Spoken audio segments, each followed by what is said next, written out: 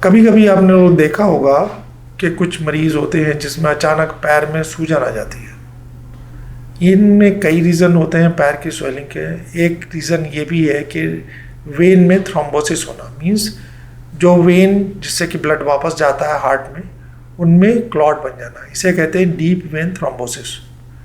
इसकी इम्पोर्टेंस ये है कि अचानक पैर में स्वेलिंग होना, पेन होना और क्लॉट बनने की वजह से, और ये क्लॉट कभी कभी वेन से निकल के अचानक हार्ट में जा सकते हैं, जिसकी वजह से कार्डियक अरेस्ट हो सकता है, सडन डेथ हो सकती है। अभी हाल में मैंने देखा एक मरीज़ था जो जिमिंग में जो है ना, जिमिंग करते करते उसको जो है कोलैप्स हो गया। तो उसको जब एग्जामिन किया गया तो उसको जो है ना पल्मोनरी एम्बोलिज्म थी, कोई और ब्लॉकेज नहीं था, पल्मोनरी एम्बोलिज्म। तो कई बार ऐसे होते हैं लोग जो सीडेंटरी लाइफ स्टाइल है और बैठे रहते हैं, या जो है ना पैर में स्वेलिंग है, और कुछ लोगों में टेंडेंसी होती है ज़्यादा क्लॉट फॉर्मेशन की। तो अगर ये क्लॉट बन जाते हैं तो वो अचानक निकल के हार्ट में जा सकते हैं, जिसकी वजह से ये प्रॉब्लम होती है।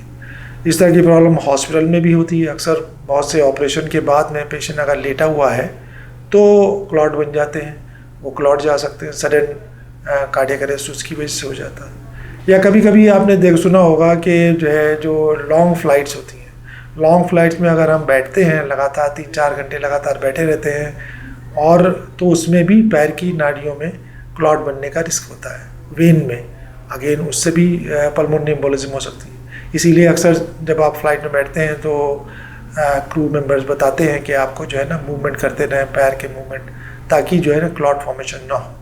तो क्लॉट फॉर्मेशन इसको रोका जा सकता है इफ़ देयर इज पैर के मूवमेंट करते रहें। तो अगर बिल्कुल लेटे रहते हैं, या पैर जो मरीज़ जो है बेड रिडन है, या जिन लोगों में पैर में स्वेलिंग है, या कुछ लोगों में ब्लड क्लॉटिंग टेंडेंसी ज़्यादा है, तो उसमें ये रिस्क ज़्यादा होता है।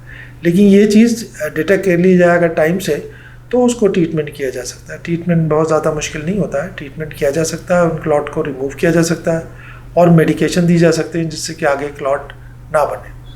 और अगर किसी को ये कॉम्प्लिकेशन हो जाता है पल्मोनरी एम्बोलिज्म, तो उसके कुछ स्पेसिफिक ट्रीटमेंट होते हैं, उसे एंजियोग्राफी करके, या अगर सीवियर है तो उसमें कुछ मेडिकेशन दी जाती हैं जिससे कि क्लॉट डिज़ोल्व हो जाए या क्लॉट को निकाला जाए, तभी इन पेशेंट को बचाया जा सकता है। इस बीमारी को कहते हैं पल्मोनरी एम्बोलिज्म।